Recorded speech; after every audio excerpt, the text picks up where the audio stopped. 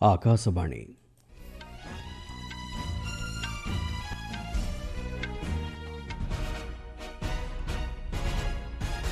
संवाद पढ़ुछंती चंदन घोष। मुख्य संवाद देशव्यापी घरोई और व्यावसायिक एलपीजी जोगाण सुनिश्चित करने दिगरे आवश्यक पदक्षेप नेउछंती सरकार। पश्चिम एशिया रे शांति फेराई आनिबा सहित शक्ति क्षेत्रर सुरक्षा दिगरे कातार और जोर्डान नेतृवृंदक सहित निजर प्रतिबद्धता दोहराइला भारत। भारत एक समावेशी तथा विकसित राष्ट्र रे परिणत हेबा दिगरे अग्रगति करुछि कहिले राष्ट्रपति। विश्व रे एक स्थिर शक्ति क्षेत्र बजाय रखिबा दिगरे मिलित प्रयास करिबा लागि सम्मति प्रदान कले Britain, France, Germany, Italy, Netherlands और जापान। एवं ओर्लियंस मास्टर्स बैडमिंटन टूर्नामेंट रो महिला सिंगल्स वर्ग क्वार्टर फाइनल में प्रवेश कले भारतर 3 खेलाड़ी।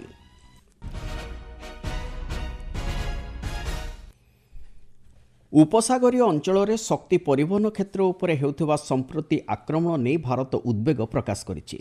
एहा द्वारा समग्र विश्व प्रभावित हेउछि बोली वैदेशिक व्यापार मंत्रालयर मुखपात्र रणधीर जायसवाल कहिसंति।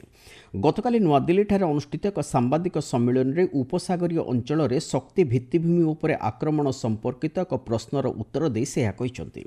एभली आक्रमण ग्रहणीय योग्य नुहे एवं यह तुरंत बंद हेबा आवश्यक बोली श्री जायसवाल कहिसंति। से कहिसंति एलपीजी उपलब्धता उपरे सरकार तीक्ष्ण दृष्टि रखिबा सहित ए क्षेत्र में घरोई उपभोक्तांकु प्राधान्य दिया जाउछि। तेबे शक्ति क्षेत्र में सहायता लगी पड़ोसी बांग्लादेश, श्रीलंका और मालदीव पक्षरु भारत को अनुरोध करा जायछि बोली श्री जायसवाल कहिसंति। अफगानिस्तान उपरे पाकिस्तान आक्रमण संपर्कित एक प्रश्नर उत्तर दे श्री जायसवाल कहिसंति साधारण भित्तिभूमि को लक्ष्य करी करा जायथिबा एभली बर्बरोचित आक्रमण को भारत दृढ़ निंदा करुछि। एहा द्वारा साधारण नागरिक माने मृताहत हेबा सहित तांकर जीवनशैली प्रभावित होईछि। ईरान रे भारतीय शिक्षार्थी स्थिति संपर्कित एक प्रश्नर उत्तर दे श्री जायसवाल कहिसंति ईरान रे काश्मीर छात्री मानक समेत अनेक संख्यक शिक्षार्थी मेडिकल शिक्षा ग्रहण करुछंती। सेमानकु सहाय्य करिबा लागि भारत पक्षरु समस्त प्रकार पदक्षेप निया जाउछि। तेबे ईरान रो सीमावर्ती अंचल अतिक्रम करिबाकु चाहुतिबा भारतीय नागरिक माने स्थानीय दूतावास सहित निरंतर जोगाजोग रे रहिबा उपरे से गुरुत्वारोप करिसंती। एहा द्वारा प्रक्रिया अधिक सहज होई पारिबा एवं आगामी किछि दिन मध्यरे एही शिक्षार्थी माने स्वदेश प्रत्यावर्तन करिवे बोली श्री जायसवाल आशा व्यक्त करिसंती। देशव्यापी घरोई पीएनजी और सीएनजी जोगाण को 100% सुनिश्चित करने दिगरे सरकार विहित पदक्षेप नेइछंती बोली पेट्रोलियम और प्राकृतिक बाष्प मंत्रालयर जुग्म सचिव सुजाता शर्मा एही सांबादिक सम्मेलन में सूचना दैछंती। से कहिसंती गत 2 सप्ताह मध्य प्राय 1,25,000 घरोई एवं व्यावसायिक पीएनजी संजोग प्रदान करा जायथिबा बेले गत 3 दिन मध्य 5,600 रु ऊर्ध्व उपभोक्ता पीएनजी व्यवहार करिबार सफल होइचंती बोली से कहिसंती। से कहिसंती देशव्यापी घरोई और व्यावसायिक एलपीजी जोगाण सुनिश्चित करने दिगरे सरकार आवश्यक पदक्षेप नेउछंती। इतिमध्यरे 17टी राज्य एलपीजी जोगाण संपर्कित निर्देशनामा जारी करिसारिछंती। एलपीजी पीएनजी जोगाण क्षेत्र में सरकार पक्षरु निया जाइथिबा पदक्षेप उपरे आलोकपात करी सुजाता शर्मा कहिसंती भारत सरकार ने हाईएस्ट प्रायोरिटी डोमेस्टिक एलपीजी और पीएनजी उपभोक्ताओं को दी है। इसके अलावा ऑल्टरनेट फ्यूल ऑप्शंस जैसे कैरोसिन और कोल भी दिया है और सभी स्टेट गवर्नमेंट्स को जो भी पीएनजी नेटवर्क के एक्सपेंशन में सहयोग देंगे उन्हें 10% एडिशनल कमर्शियल एलपीजी देने की बात कही है। प्रधानमंत्री नरेंद्र मोदी गतकाली कातार अमीर शेख अमीम बिन हमाद अल्थानी सहित फोन जोगे विभिन्न गुरुत्वपूर्ण प्रसंग रे आलोचना करिसंती। एही अवसर रे कातारवासी और अमीर अल्थानी को से ईद शुभेच्छा जणाइछंती बोली एक सामाजिक गणमाध्यम पोस्ट रे प्रधानमंत्री श्री मोदी सूचना दैछंती। से कहिसंती कातार शक्ति भित्तिभूमि उपरे होइथिबा आक्रमण को निंदा करिबा सहित एही समय रे कातार सहित दृढ़ भावे छिड़ा होइछि बोली भारत निजर प्रतिबद्धता दोहराइछि।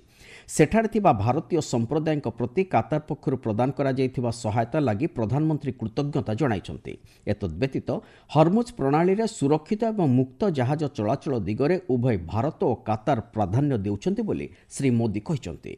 अन्यपक्षरे श्री मोदी गतकाली जोर्डान राजा अब्दुल्ला द्वितीय सहित टेलीफोन जोगे उपसागरीय अंचल स्थिति संपर्क में आलोचना करने सहित तांको ईद अभिनंदन जणाइछंती। संपृक्त अंचल स्थिति नहीं उभय नेता उद्वेग प्रकाश करने सहित कूटनीति और कथबार्ता माध्यम सेठारे शांति, सुरक्षा और स्थिरता फेराई आनिबा उपरे गुरुत्वारोप करिसंती। ଆପଣମାନେ ସମ୍ବାଦ ଶୁଣୁଛନ୍ତି ଆକାଶବାଣୀରୁ। ମୁଁ ନିଖିଲ କହୁଛି। ଚନ୍ଦ୍ରାଲ ଟିମ୍ କଳାହାଣ୍ଡି ପୁଲିସ ପାଖରେ ସରେଣ୍ଡର କରିବା ପରେ ବିଜିଏନ୍ ସହ ରାଜ୍ୟର ପୁରା ଡିଭିଜନ ଖାଲି ହୋଇସାରିଲାଣି। କେବଳ ତୁମେ 15 ଜଣ ବାକି ଅଛ। ତୁମମାନେ ଏମିତି ଥିବ ଆଉ ତୁମ ଭିତରୁ କିଛି କିଛି ସାଥୀ ଲୁଚି ପଳାଇ ଆସି ସରେଣ୍ଡର କରୁଥିବେ। ଏମିତି ତୁମମାନଙ୍କୁ ନୁକସାନ ହେବ ସିନା, ଫାଇଦା କିଛି ହେବ ନାହିଁ। ତେଣୁ ତୁମେ ସମସ୍ତେ ଏକାଥରରେ ଆସି ସରେଣ୍ଡର କରନ୍ତୁ। ତୁମର ଜଣେ କମରେଡ଼ ଭାବେ ସୁକ୍ରୁ ଶିଲକୁ ମୋର ପରାମର୍ଶ, ମାର୍ଚ୍ଚ 31 ସୁଦ୍ଧା ଆସି ସରେଣ୍ଡର କଲେ ଭଲ। ମାର୍ଚ୍ଚ 31 ପରେ ସରକାର ସରେଣ୍ଡରକୁ ଆଉ ଗ୍ରହଣ କରିବେ ନାହିଁ। ଏପରି କ୍ଷେତ୍ରରେ ଏକ ରାଜ୍ୟ କମିଟି ସଦସ୍ୟ ଭାବେ ଦାୟିତ୍ୱ ତୁଲାଉଥିବା କମରେଡ଼ ସୁକ୍ରୁକୁ ମୋର ବିଶେଷ ପରାମର୍ଶ, ସମସ୍ତଙ୍କୁ ବୁଝାଇ ସାଙ୍ଗରେ ଧରି ଆସ। ସେମାନେ ଯଦି ଆସିବାକୁ ରାଜି ନାହାନ୍ତି, ତୁମେ ନିଜେ ଆସି ସରେଣ୍ଡର କର। ମୋର ଏହି ମୋବାଇଲ ନମ୍ବର 9437643839, ଆଉଥରେ କହି ରଖୁଛି 9437643839ରେ କଣ୍ଟାକ୍ଟ କଲେ ମୁଁ ଯାଇ ତୁମମାନଙ୍କୁ ନେଇ ଆସିବି। ନଚେତ୍ କୌଣସି ସାମ୍ବାଦିକ ବା ସରପଞ୍ଚଙ୍କ ସହାୟତାରେ ଆସି ସରେଣ୍ଡର କରନ୍ତୁ। ତୁମମାନଙ୍କ ଅପେକ୍ଷାରେ ନିଖିଲ, ପୂର୍ବୀ ସବଜୋନାଲ ବ୍ୟୁରୋ ସଚିବ। ରାଷ୍ଟ୍ରପତି ଦ୍ରୌପଦୀ ମୁର୍ମୁ ତାଙ୍କର 3 ଦିନିଆ ଉତ୍ତରପ୍ରଦେଶ ଗସ୍ତ ଅବସରରେ ଆଜି ବୃନ୍ଦାବନଠାରେ ରାମକୃଷ୍ଣ ମିଶନ ସେବାଶ୍ରମର ନନ୍ଦକିଶୋର ସୋମାନି ଅଙ୍କୋଲୋଜି ବ୍ଲକର ଶୁଭାରମ୍ଭ କରିବେ। ଏତଦ୍ବ୍ୟତୀତ ରାଷ୍ଟ୍ରପତି ଉଦିଆ ବାବା ଆଶ୍ରମ, ଦବାନଳ କୁଣ୍ଡ ଏବଂ ନିବ୍ କାରୋରୀ ବାବାଙ୍କ ସମାଧିସ୍ଥଳ ପରିଦର୍ଶନ କରିବାର କାର୍ଯ୍ୟସୂଚୀ ରହିଛି। ଗତକାଲି ରାଷ୍ଟ୍ରପତି ବୃନ୍ଦାବନର ପ୍ରେମ ମନ୍ଦିର ଓ ଇସ୍କନ ପରିଦର୍ଶନ କରି ପୂଜାର୍ଚ୍ଚନା କରିଛନ୍ତି। ପରେ ସେ ଅଯୋଧ୍ୟାସ୍ଥିତ ରାମ ଜନ୍ମଭୂମି ମନ୍ଦିର ଯାଇ ଦର୍ଶନ କରିବା ସହିତ ରାମ ଯନ୍ତ୍ର ସ୍ଥାପନା ସମାରୋହରେ ଯୋଗ ଦେଇଥିଲେ। ଏହି ଅବସରରେ ଉଦ୍ବୋଧନ ଦେଇ ରାଷ୍ଟ୍ରପତି କହିଛନ୍ତି, ଭାରତ ଏକ ସମାବେଶୀ ସମାଜ ତଥା ବିକଶିତ ରାଷ୍ଟ୍ରରେ ପରିଣତ ହେବା ଦିଗରେ ଅଗ୍ରଗତି କରୁଛି। ପ୍ରଭୁ ରାମଚନ୍ଦ୍ରଙ୍କର ଆଶୀର୍ବାଦରେ 2047 ସୁଦ୍ଧା ଭାରତ ଏହିସବୁ ଲକ୍ଷ୍ୟ ହାସଲ କରିବାରେ ସଫଳ ହେବ ବୋଲି ରାଷ୍ଟ୍ରପତି ଆଶାବ୍ୟକ୍ତ କରିଛନ୍ତି। हम सभी एक समावेशी समाज और विकसित राष्ट्र के निर्माण के दिशा में आगे बढ़ रहे हैं। प्रभु श्री राम के आशीर्वाद से बस 2047 या शायद उससे पहले ही हम उन लक्ष्यों का प्राप्त कर सकेंगे। 21वीं सदी में हमारे समावेशी समाज और विकसित राष्ट्र की परिकल्पना राम राज्य के वर्णन में प्राप्त होती है। ବିଶ୍ୱରେ ଏକ ସ୍ଥିର ଶକ୍ତି କ୍ଷେତ୍ର ବଜାୟ ରଖିବା ଉଦ୍ଦେଶ୍ୟରେ ହର୍ମୁଜ ପ୍ରଣାଳୀ ଦେଇ ସୁରକ୍ଷିତ ଜାହାଜ ଚଳାଚଳ ଦିଗରେ ମିଳିତ ପ୍ରୟାସ କରିବା ଲାଗି ବ୍ରିଟେନ୍, ଫ୍ରାନ୍ସ, ଜର୍ମାନୀ, ଇଟାଲୀ, ନେଦରଲ୍ୟାଣ୍ଡସ ଓ ଜାପାନ ସମ୍ମତି ପ୍ରଦାନ କରିଛନ୍ତି। ବ୍ରିଟେନ୍ ପ୍ରଧାନମନ୍ତ୍ରୀ କିର୍ ଷ୍ଟାର୍ମରଙ୍କ କାର୍ଯ୍ୟାଳୟ ପକ୍ଷରୁ ଜାରି କରାଯାଇଥିବା ଏକ ବିବୃତ୍ତିରେ କୁହାଯାଇଛି, ଏହି 6ଟି ଦେଶର ନେତୃବୃନ୍ଦ ଇରାନର ଆକ୍ରମଣକୁ ନିନ୍ଦା କରିବା ସହିତ ଏହାକୁ ତୁରନ୍ତ ବନ୍ଦ କରିବା ଉପରେ ଗୁରୁତ୍ୱାରୋପ କରିଛନ୍ତି। ଏହାଦ୍ୱାରା ବିଶ୍ୱସ୍ତରରେ ଶକ୍ତି ଯୋଗାଣ ଶୃଙ୍ଖଳ ଏବଂ ଆନ୍ତର୍ଜାତିକ ଜାହାଜ ଚଳାଚଳ ବାଧାପ୍ରାପ୍ତ ହେବା ସହିତ ଆନ୍ତର୍ଜାତିକ ଶାନ୍ତି ଓ ସୁରକ୍ଷା ପ୍ରତି ବିପଦ ଦେଖାଦେଇଛି ବୋଲି ଏହି ନେତୃବୃନ୍ଦ କହିଛନ୍ତି। ମହାରାଷ୍ଟ୍ରର ଗଡ଼ଚିରୋଲି ଜିଲ୍ଲାରେ ଗତକାଲି 11 ଜଣ ବରିଷ୍ଠ ମାଓବାଦୀ ପୁଲିସ ଓ ସିଆର୍ପିଏଫ୍ ନିକଟରେ ଆତ୍ମସମର୍ପଣ କରିଛନ୍ତି। ସେମାନଙ୍କ ମଧ୍ୟରେ ଡିଭିଜନାଲ କମିଟି ଓ ଏରିଆ କମିଟିର ସଦସ୍ୟ ଓ ସମ୍ପାଦକ ଅନ୍ତର୍ଭୁକ୍ତ। ଆତ୍ମସମର୍ପଣ କରିଥିବା ଏହି ମାଓବାଦୀଙ୍କ ଲାଗି ସରକାରଙ୍କ ପକ୍ଷରୁ ମୋଟ 68 ଲକ୍ଷ ଟଙ୍କାର ପୁରସ୍କାର ରାଶି ଘୋଷଣା କରାଯାଇଥିଲା। ସେମାନଙ୍କୁ ସରକାରଙ୍କ ନୀତି ଅନୁଯାୟୀ ଆବଶ୍ୟକ ସହାୟତା ରାଶି ପ୍ରଦାନ କରାଯାଇଛି। ବାଣିଜ୍ୟ ଓ ଶିଳ୍ପ ମନ୍ତ୍ରୀ ପୀୟୁଷ ଗୋୟଲ ଗତକାଲି ବ୍ରିଟେନ୍ ସାଂସଦ ତଥା ସଂସଦୀୟ ବ୍ୟବସାୟିକ ବାଣିଜ୍ୟ କମିଟିର ଅଧ୍ୟକ୍ଷ ଲିଆମ୍ ବିର୍ନେଙ୍କ ଅଧ୍ୟକ୍ଷତାରେ ଭାରତ ଆସିଥିବା ପ୍ରତିନିଧି ମଣ୍ଡଳୀଙ୍କୁ ଭେଟିଛନ୍ତି।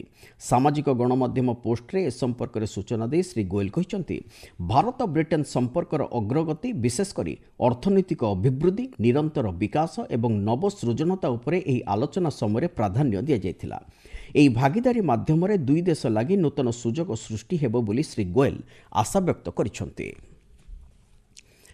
ଫ୍ରାନ୍ସରେ ଚାଲିଥିବା ଓର୍ଲିଆନ୍ସ ମାଷ୍ଟର୍ସ ବ୍ୟାଡମିଣ୍ଟନ ଟୁର୍ଣ୍ଣାମେଣ୍ଟର ମହିଳା ସିଙ୍ଗଲ୍ସ ବର୍ଗ କ୍ୱାର୍ଟର ଫାଇନାଲରେ ଭାରତର ତନ୍ଭି ଶର୍ମା, ଇଶାରାଣୀ ବରୁଆ ଓ ମାଳବିକା ବାଂସୁଦ ପ୍ରବେଶ କରିଛନ୍ତି।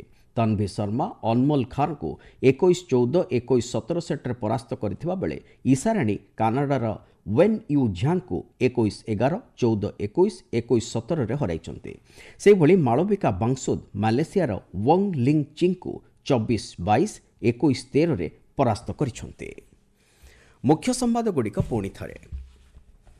ଦେଶବ୍ୟାପୀ ଘରୋଇ ଓ ବ୍ୟାବସାୟିକ ଏଲ୍ପିଜି ଯୋଗାଣ ସୁନିଶ୍ଚିତ କରିବା ଦିଗରେ ଆବଶ୍ୟକ ପଦକ୍ଷେପ ନେଉଛନ୍ତି ସରକାର।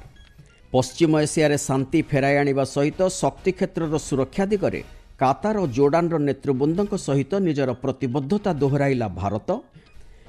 ଭାରତ ଏକ ସମାବେଶୀ ତଥା ବିକଶିତ ରାଷ୍ଟ୍ରରେ ପରିଣତ ହେବା ଦିଗରେ ଅଗ୍ରଗତି କରୁଛି କହିଲେ ରାଷ୍ଟ୍ରପତି। ଏବଂ ବିଶ୍ୱରେ ଏକ ସ୍ଥିର ଶକ୍ତି କ୍ଷେତ୍ର ବଜାୟ ରଖିବା ଦିଗରେ ମିଳିତ ପ୍ରୟାସ କରିବା ଲାଗି ସମ୍ମତି ପ୍ରଦାନ କଲେ ବ୍ରିଟେନ, ଫ୍ରାନ୍ସ, ଜର୍ମାନୀ, ଇଟାଲୀ, ନେଦରଲ୍ୟାଣ୍ଡସ ଓ ଜାପାନ। ସମ୍ବାଦ ଶେଷ ହେଲା।